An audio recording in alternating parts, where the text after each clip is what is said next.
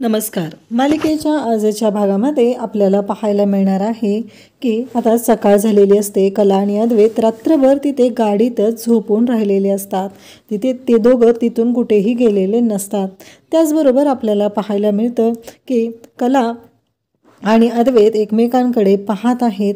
त्याचबरोबर कला उठून जागी होते. अद्वैत डोळे उघडतो आणि तो पुन्हा झोपी जातो. कला त्याच्याकडे पाहत असते. ती अद्वैतला म्हणत असते की चांदेकर उठ, पण अद्वैतचं असं म्हणणं असतं की नाही, अजून थोडा वेळ झोपू दे ना, खरे माझ्यासाठी नंतर कॉफी आण. तेव्हा कला म्हणते की चांदेकर भानावर ये, आपण घरी नाही आहोत, आपण कुठे आहोत तुला माहीत नाही आहे, असं अद्वैतला ती सांगत असते. आपण जंगलात आहोत, माहिती आहे ना तुला, आपली गाडी बंद पडलेली आहे. आणि मग अद्वैत तिला म्हणत असतो की किती वाजले. तेव्हा कला म्हणत असते की चांदेकर मला नाही माहिती किती वाजलेले, माझ्या फोनची बॅटरी डिस्चार्ज झालेली आहे आणि माझ्याकडे घड्याळही नाही, असं स्पष्ट शब्दात कला त्याला सांगत असते. त्याचबरोबर आपल्याला पाहायला मिळतं की इकडे अद्वैत तिला म्हणत असतो म्हणजे, आणि मग अद्वैत जागा होतो आणि पाहतो तर काय, 8 वाजलेले असतात. तेव्हा कलाला तो म्हणत असतो की खरंच अगं 8 वाजलेत खरे, लक्षातच नाही आलं. तेव्हा कला म्हणते की चला आता पुढे काय करायचं ते आपल्याला पाहावं लागणार आहे, कारण पुढे जर आपण आता पुढचा मार्ग जर नाही शोधला तर अवघड होईल. आपल्याला किती वेळ झाला जंगलात अद्वैत, तुला माहिती आहे ना, असं अद्वैत आणि कला बोलत असतात. तेव्हा अद्वैत म्हणतो की आता पुढे काय करायचं आहे. कला म्हणत असते की आता आपण उठूया, बाहेर जाऊन बघूया कुठे काही शोधाशोध होते का, कारण आपण जर अशाच पद्धतीने इथे राहिलो तर खूप अवघड होणार आहे. कारण आपल्याला ह्या ज्या गोष्टी आहेत ह्या शोधणं, त्याचबरोबर आपल्याला गाडीची लिफ्ट मिळवणं हे अवघड जाणार आहे, असं कलाचं म्हणणं असतं. त्याचबरोबर आपल्याला पाहायला मिळतं की अद्वैत आणि कला अजून घरी आलेले नाहीत. तर इकडे सगळेजण खूपच टेन्शनमध्ये आहेत. सगळ्यांचं असं म्हणणं आहे की काहीही झालं तरीही अजून अद्वैत कलाचा का पत्ता लागलेला नाही. सोहम, रॉकेट, त्याचबरोबर श्रीकांत घरी येतात आणि ते सांगू लागतात की नाही, अजूनही कळलेलं नाही आहे की ते दोघं कुठे आहेत. ते आम्ही शोध घेतला पण आम्हाला कुठेच काहीच मिळालेलं नाही. हे ऐकल्यानंतर मात्र सगळ्यांना धक्का बसलेला आहे. सगळेजण पाहत आहेत आणि तेवढ्यातच पोलीस तिथे येतात आणि म्हणतात की आबासाहेब तुम्ही बोलवलं होतं. तर तिकडे सरोज चिडलेली असते आणि सरोज म्हणत असते की काल कोणी फोन उचललेला होता, मी फोन केलेला होता. अद्वैत चांदेकर माझा मुलगा आणि त्याची बायको दोघंही बाहेर गेलेले होते आणि त्यांचा काही कॉन्टॅक्ट होत नाही. मग हे काय चाललं आहे. तेव्हा आबा म्हणतात की हे बघा कसं माहिती आहे का, अद्वैत हा खूप मोठा बिझनेसमॅन आहे, त्याचबरोबर तो सोन्या चांदीचा व्यापारी आहे. तुम्ही काल म्हणाला होता 24 तासानंतर कंप्लेंट नोंदवून घेतली जाईल, पण अजूनही त्या गोष्टीचं काहीही केलेलं नाही. हे सगळं बोललं जात असतं. तेव्हा पोलीस म्हणतात की मी पाहतो आणि ते तिथून निघून जातात. इकडे रोहिणी म्हणत असते की मला काय वाटतंय माहिती आहे का, अद्वैत आणि कला यांचा आज कॉन्टॅक्ट होत नाही, कालपासून आपल्याला कळलेलं नाही, तर मला असं वाटत आहे की मोठा प्रॉब्लेम झालेला असू शकतो. कारण माझ्या म्हणण्यानुसार त्यांचा मोठा अपघात वगैरे झाला असेल तर, असं ती बोलत असते. तेव्हा सरोजला मात्र खूप राग येतो आणि सरोज भयानक चिडते आणि सरोज म्हणते की हे बघ रोहिणी, तुला जर चांगलं बोलता येत नसेल तर तू अशा शब्दात बोलू नकोस, या भाषेत सरळ सरोज तिला ठणकावून सांगते. आणि सरोजचं असं म्हणणं असतं की एक गोष्ट लक्षात ठेव, कारण काहीही झालं तरीही असं पुन्हा बोलायचं नाही, असं ओरडून ती सांगत असते. इन्स्पेक्टर साहेब म्हणत आहेत की आता आम्ही जाऊन स्वतः शोध घेतो. आता इन्स्पेक्टर साहेबांनी आबांना शब्द दिलेला आहे की आम्ही स्वतः जाऊन शोध घेत आहे. तर आता इन्स्पेक्टर साहेब गेलेले असतात. घरातले सगळे काळजी करत आहेत कारण यांचा कॉन्टॅक्टच लागत नाही.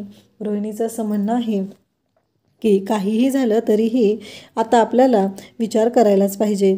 आणि इकडे सगळी आता धावपळ सुरू झालेली आहे. त्याचबरोबर पाहायला मिळतं की एवढ्या सगळ्या गोंधळामध्ये या सगळ्या गोष्टी घडलेल्या असतात आणि त्याचबरोबर कला आणि अद्वैत निघालेले असतात. कला म्हणत असते की आपण या रस्त्याला जाऊया. अद्वैत म्हणतो की त्या रस्त्याला कुठं जायचं आहे तुला. तेव्हा अद्वैत म्हणत असतो की आपण या रस्त्याला जाऊया.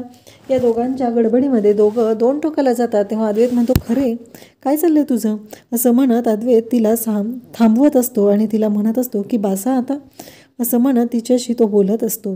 त्याचवेळी आपल्याला पाहायला मिळतं अद्वैत आणि कला दोघंही निघालेले आहेत आणि इकडे अद्वैतला प्रश्न पडलेला आहे की नक्की पुढे जाऊन आपण काय करणार आहोत. त्याला कळतच नाही आहे की कोणत्या पद्धतीनं आपल्याला शोध घ्यायचा आहे, कुठून आपल्याला कळणार आहे की नक्की कुठं काय आहे.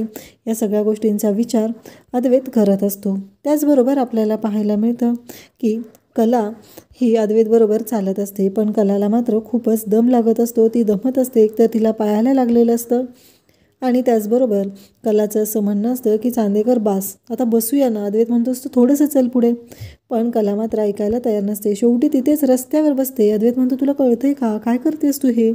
तेव्हा कला म्हणते की हो मला माहिती आहे मी काय करते ती, पण माझ्याच्याने काही चालणं होत नाही, त्यामुळं मी इथेच बसणार आहे. अद्वैत तिच्याकडे पाहत असतो. त्याचबरोबर अद्वैत म्हणतो पाणी आहे का, आणि पाणी त्याला हवं असतं पहिला, म्हणून तो पाणी मागत असतो. परंतु कला तिच्या पर्समधली मोकळी बॉटल त्याला देते, परंतु अद्वैत म्हणतो त्यात तर पाणी नाही आहे ना. त्यानंतर आपल्याला पाहायला मिळतं की एक गाडी येते. अद्वैत त्या गाडीच्या मागे लिफ्ट मागायला पळत असतो. त्याचबरोबर कला इकडे तिथेच बसून असते. अद्वैतला काही लिफ्ट मिळत नाही. पुन्हा अद्वैतला म्हणते की मला हात दे, मला उठू दे, आणि मग ती अद्वैतला सांगून तिथून उठत असते. आणि त्याचबरोबर अद्वैतला म्हणत असते की चांदेकर मला काय वाटते माहिती आहे का, काहीही झालं तरीही मला असं वाटत आहे की आपल्याला या सगळ्याचा मार्ग काढावाच लागणार आहे. कारण कलाचं असं म्हणणं असतं की आपण त्या रस्त्याने जाऊया, बघूया आपल्याला काहीतरी गाव वस्ती वगैरे काहीतरी लागेल, त्यानंतर बघूया पुढे काय करायचं आहे ते, असं म्हणत कला आणि अद्वैत दोघंही निघालेले असतात. त्याचवेळी इकडे कलाचं असं म्हणणं असतं की आता पुढे आपल्याला काय करायचं आहे. तेव्हा ती अद्वैतला पुन्हा डोचायला म्हणत असते की चांदेकर तुला एक गोष्ट सांगू का मी. अद्वैत म्हणतो बोल काय झालं. तेव्हा कला त्याला म्हणत असते की चांदेकर तुला माहिती आहे का, कारण तुला कालपासून तू लिफ्ट मागत आहे, पण तुला कोणी लिफ्ट दिलेली नाही, ही गोष्ट लक्षात येते का तुझ्या, कारण तुझ्या तोंडाकडे बघून ते कुणा लिफ्ट देत नाहीत, या भाषेमध्ये कला बोलत असते. तेव्हा अद्वैतला मात्र राग येतो. अद्वैत म्हणत असतो तू काय बोलते, तुला कळतंय का. तेव्हा कला म्हणते की हो मी जे खरं आहे ना तेच बोलत आहे, असं बोललं जात असतं. तेव्हा अद्वैतला खूप राग येतो. अद्वैत म्हणतो की तुला माहिती आहे का, माझ्याकडे बघून नाही, कसं आहे माझ्यासाठी गाडी थांबवली आणि जर मला लिफ्ट दिली तर तुलाही द्यावी लागेल, तुलाही गाडीत बसवावं लागेल, म्हणून आपल्याला लिफ्ट मिळत नाही. हे सगळं अद्वैत आणि कला यांचं बोलणं चाललेलं असतं. अद्वैत तिथून गायब होतो आणि कला तशीच बोलत राहत असते चांदेकर चांदेकर म्हणत तिची बडबड चालूच असते. आणि त्याचवेळी अद्वैत तिथून गायब झालेला असतो आणि पुन्हा समोर येतो आणि तिला भॉ करतो. तेव्हा कला म्हणते की चांदेकर काय चाललंय रे तुझं. तेव्हा अद्वैत म्हणतो की बघ एकटी चालतानाही घाबरत आहे, तुला मीच पाहिजे तुझ्यासोबत, हे अद्वैत बोलत असतो. आता पोलिसांची टीम अद्वैतची गाडी ज्या ठिकाणी बंद पडलेली असते तिथं पोहोचलेली असते. शोधाशोध सुरू असते आणि मग 2 हवालदार असतात, इन्स्पेक्टर साहेब असतात आणि त्यांनी शोध सुरू केलेला असतो. तेव्हा मात्र त्यांच्या हाती लागतं ते म्हणजे अद्वैतची बॅग.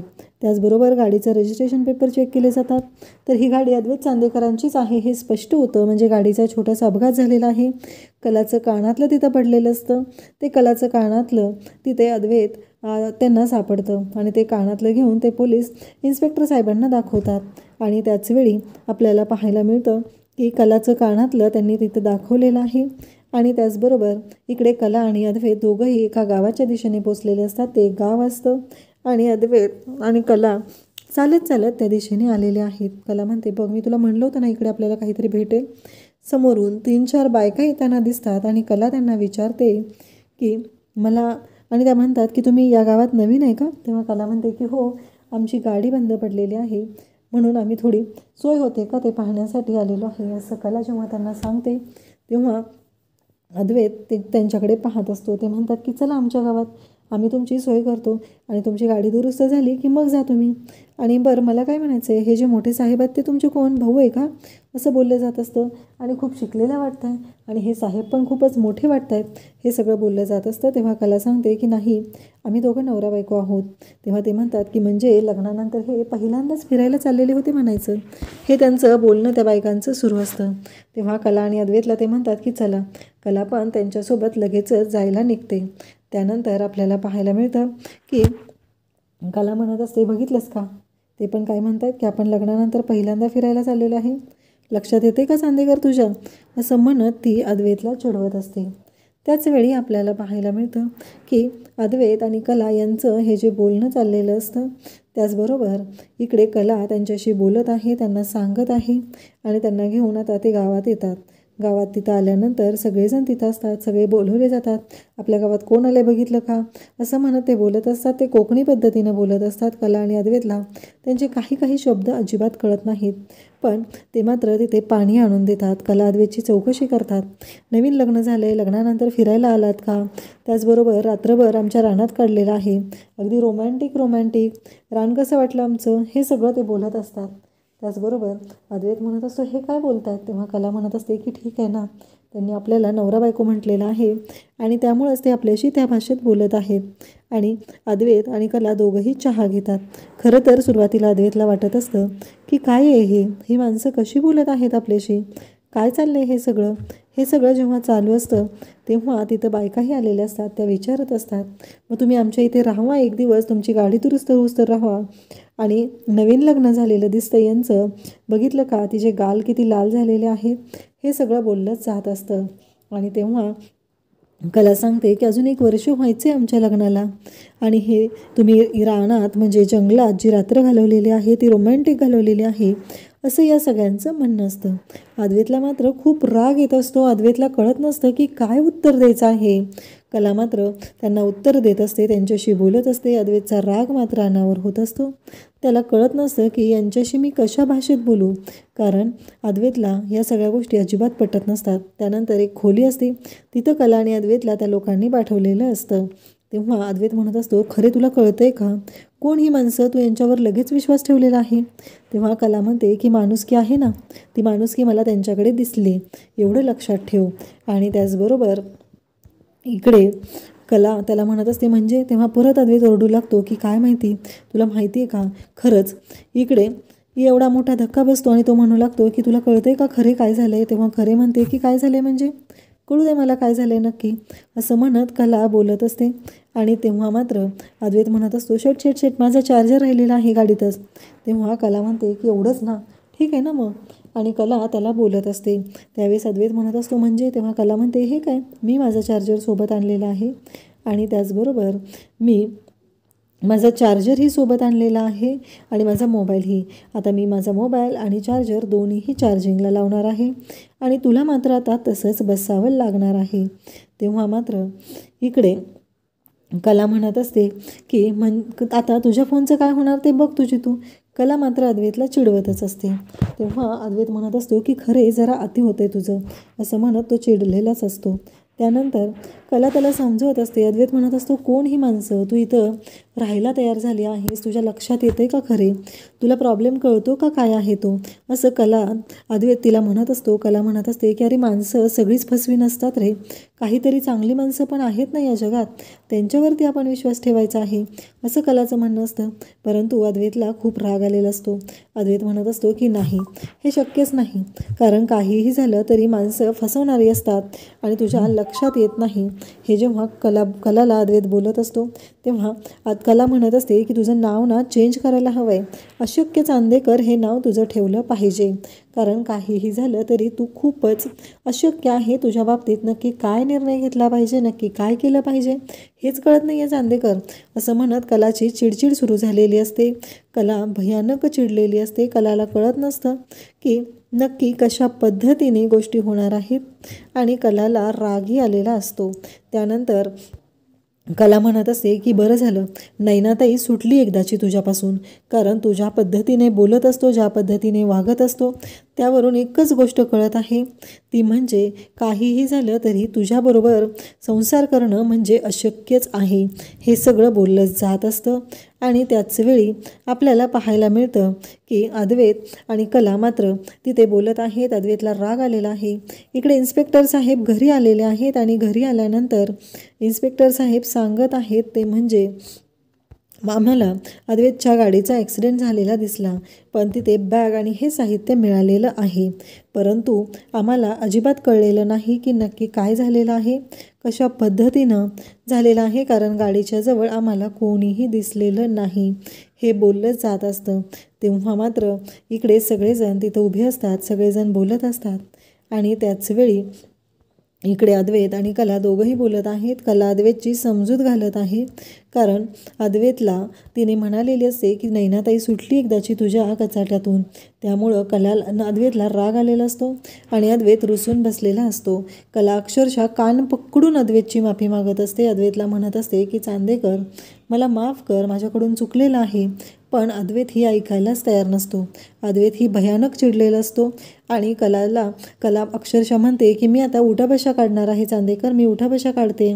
असं म्हणत कला उठाबशा काढायला सुरुवात करते. तरीही अद्वैत ऐकत नाही आणि अद्वैत शांतच असतो, कारण अद्वैतला असं वाटत असतं की म्हणजे हिने जे बोलते या बोलण्यामध्ये तथ्य आहे का. कारण काहीही झालं तरीही जे काही घडलेलं आहे त्यामुळे ही माझ्या आयुष्यात आलेली आहे, पण जर माझ्यामुळे हिला त्रास होत आहे हे आपल्याला दिसत आहे.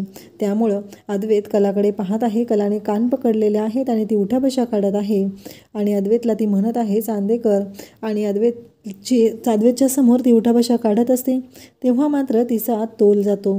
तेव्हा अद्वैत तिला सावरण्यासाठी समोर येतो आणि अद्वैत कलाला सावरतो. म्हणजे अद्वैतच्या मनातही कलाच्या बाबतीत काहीतरी आहे, ज्याच्यामुळं अद्वैत प्रत्येक वेळेस कलाला समजून घेत आहे, तिच्याशी गोड वागत आहे. कलाने अक्षरशः कान पकडलेले आहेत आणि ती कान पकडून उठाबशा काढत आहे. आणि कलाने मात्र चूक केलेली आहे की तिनं अद्वैतला अशा भाषेत बोलायला नको होतं. म्हणजे ती त्याच्या जखमेवरची खपली काढली जणू अशा पद्धतीनं कला त्याच्याशी वागलेली आहे. त्यामुळे अद्वैतला वाईट वाटलेलं आहे. आता कलाने अद्वैतच्या समोर उठाबशा जरी काढलेल्या असल्या तरीही अद्वैतच्या मनात राग मात्र तसाच आहे. अशाच अपडेटसाठी चॅनलला सबस्क्राईब करा. थँक्यू.